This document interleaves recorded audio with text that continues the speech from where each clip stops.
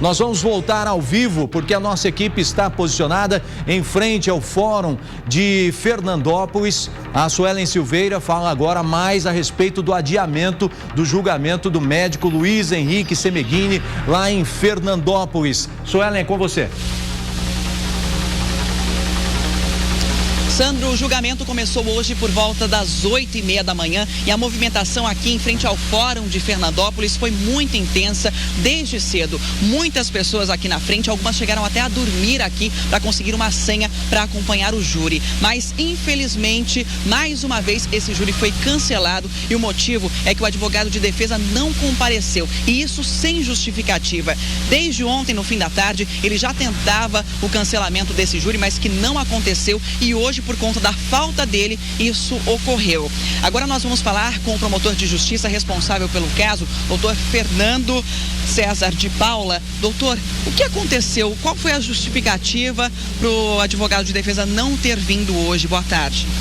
Boa tarde. O advogado fez um pedido no final da tarde de ontem, querendo o adiamento do julgamento, sob a alegação que ele não se sentia confortável em fazer um julgamento que ele entende não ser o juiz presidente do Tribunal do Júri imparcial.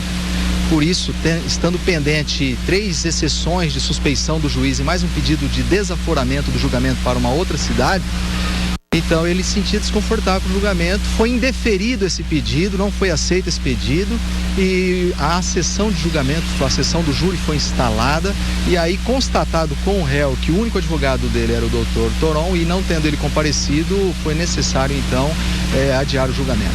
Doutor, isso teria sido mais uma manobra da defesa? A defesa usou uma possibilidade jurídica. Está previsto no Código de Processo Penal que ele, não comparecendo, o julgamento tem que ser adiado. Existem sanções ao advogado por esse não comparecimento injustificado, já que o pedido dele foi indeferido. Dessas sanções, o juiz deferiu o encaminhamento de cópias do processo à Ordem dos Advogados do Brasil para verificar a conduta, o comportamento do advogado. Mas o certo é que o advogado usou dessa possibilidade jurídica, e o Código de Processo Penal prevê que nessas condições o juiz nomeia um advogado dativo do Estado para que no próximo julgamento não haja nenhuma possibilidade de adiamento. Agora, o júri foi montado, as testemunhas com os jurados também, e como que o senhor vê uma situação como essa, o advogado de defesa não comparecer? Nós entendemos que essa situação está dentro do critério jurídico. Nós enfrentamos essa situação nas audiências. É possível, era de se esperar que o advogado pudesse não comparecer. Nós lamentamos, porque tudo foi preparado, as testemunhas intimadas compareceram, os jurados intimados compareceram, nós tivemos uma grande presença pública. Portanto, é frustrante ter que redesignar o julgamento. Não reputo, isso é uma manobra ilegal do advogado.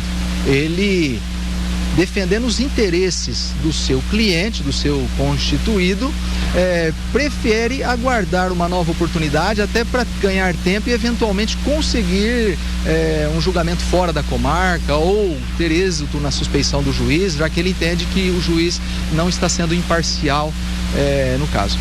Doutor, o sentimento de impunidade é muito grande, afinal de contas são 15 anos desde quando esse crime aconteceu. Explica pra gente por que tantos anos sem julgamento.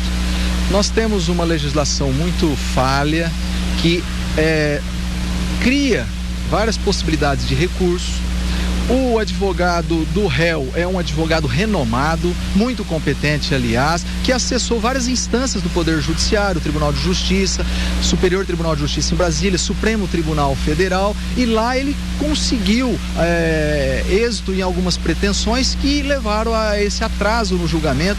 O processo talvez mais antigo no Brasil, referente a um homicídio que, inclusive, não só abalou a paz, a tranquilidade no meio social na época dos fatos, mas causou um clamor social, e realmente é lamentável que o júri não tenha acontecido, mas espera-se que aconteça no próximo dia 8 de outubro, o dia em que foi designado. Tem como esse novo julgamento marcado para o dia 8 de outubro ser cancelado novamente, doutor? Não há essa possibilidade jurídica, já que o Código de Processo Penal prevê que o julgamento não poderá ser adiado nesse novo nessa nova data designada. O réu pode sim manter o seu advogado constituído, ele poderá comparecer, realizar o júri, mas já está sendo providenciada a designação do advogado do Estado e esse advogado terá então acesso ao processo, deverá se preparar e terá que comparecer nesse julgamento. Existe sim a possibilidade remota de se adiar o julgamento se nenhum advogado quiser assumir a causa pelas nomeações que serão feitas. Doutor, muito obrigada pela sua participação conosco aqui no Balanço Geral, por ter nos atendido, muito obrigada mesmo.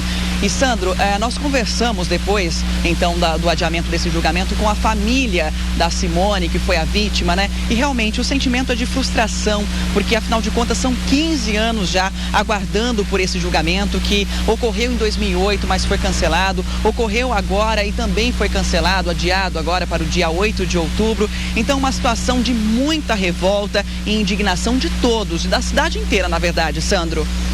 E as duas famílias, né, da vítima e do médico, né, são duas famílias tradicionais de Fernandópolis e causou aí um clamor muito grande entre a população, até por conta do crime, como ocorreu, né? Eles que voltavam de uma festa no ano de 2000, de sábado para o domingo, e houve uma discussão, inclusive a Suelen, que está acompanhando o caso, né, desde do início aí, né, desse julgamento agora, né, e também ouviu a família, a Simone demonstrava para amigos a vontade, né, Suelen, de se separar do médico, e houve uma discussão na chegada da casa e ela acabou sendo morta com 7 tiros. A família muito abalada, como você conversou em outras oportunidades, né? Inclusive, quais dos parentes estavam aí no fórum para presenciar esse julgamento?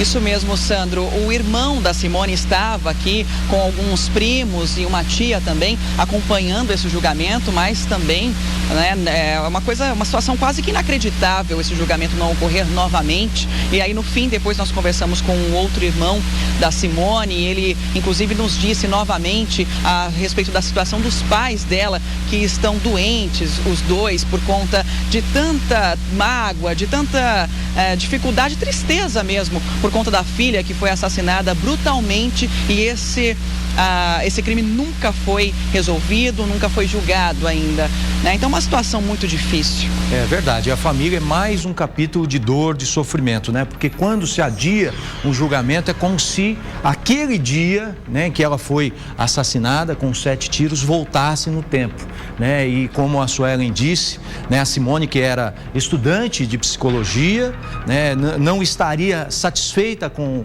o casamento, estava demonstrando isso, até por conta, relatos de colegas dela, né, ela estaria insatisfeita pelo jeito truculento do médico. Então a gente continua acompanhando, realmente é um caso de grande repercussão em toda a nossa região. 15 anos depois ainda não tem o desfecho que a família gostaria. Embora os irmãos disseram aqui no Balanço Geral, em outra oportunidade, que, né, para eles a justiça pode até mantê-lo preso durante alguns anos aí, mas nada vai trazer de volta a Simone, né? Para eles realmente justiça vai ser difícil de ser feita na totalidade, né? Porque realmente nada vai trazê-la de volta. Mas, Suelen, você continua acompanhando esse caso, né?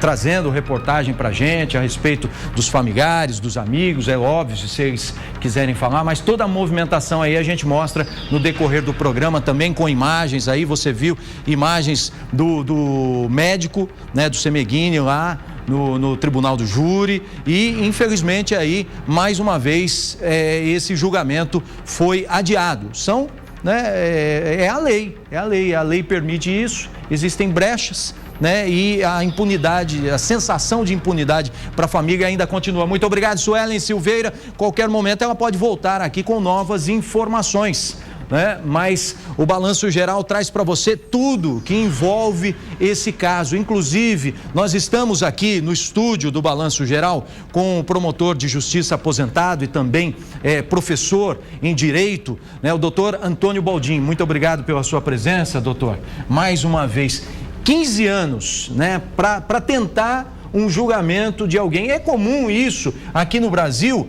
né? A punição ser tão demorada? Não é comum. O processo do tribunal do júri, ele é bifásico. Então, a primeira fase vai da denúncia até a pronúncia e depois ele é encaminhado para o julgamento pelo tribunal do júri. Esta primeira fase, ela admite recurso em sentido estrito. Depois vem a segunda fase, o julgamento. No caso, houve o julgamento na segunda fase. A defesa apelou, o processo subiu para o tribunal e houve a anulação. Aí veio a designação de uma nova data. O advogado se disse doente ou não compareceu. O que a lei prevê? Prevê a designação de uma nova data e a nomeação de um defensor dativo. Ficou designado para o dia 8 de outubro. Se o advogado constituído não comparecer, o julgamento ocorrerá e o advogado, então nomeado pela justiça, é que estará exercendo o papel da defesa. Não há perigo de ocorrer a prescrição. Este processo, ele prescreve em 20 anos e isso não irá ocorrer. Uma coisa importantíssima está acontecendo.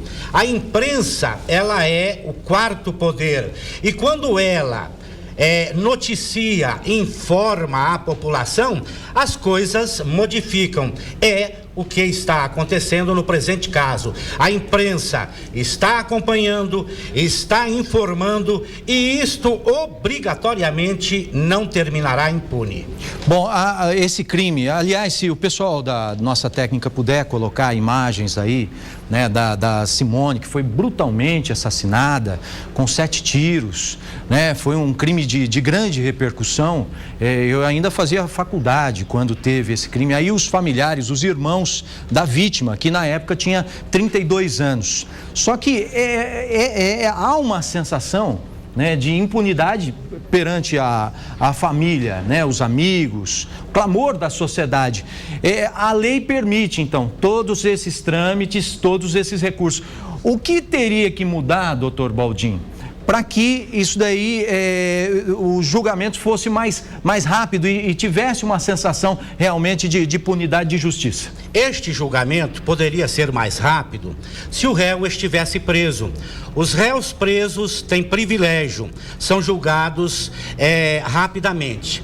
Ocorre que ele está em liberdade e esta liberdade é que vem sendo utilizada para a protelação. Nós temos que modificar a legislação. E aí foi como o doutor Fernando disse, o advogado tem protelado utilizando de subterfúgios e isto eu entendo que apenas irá prejudicá-lo, porque a impunidade, ela não ocorre apenas para o réu. Aqui é a sociedade quem está sofrendo, é a sociedade quem está percebendo a impunidade. Uma vítima de um crime, ela faz com que o fato atinja toda a sociedade. Portanto, é a sociedade quem está sofrendo, quem está percebendo, notando a injustiça que está acontecendo neste caso. E o réu,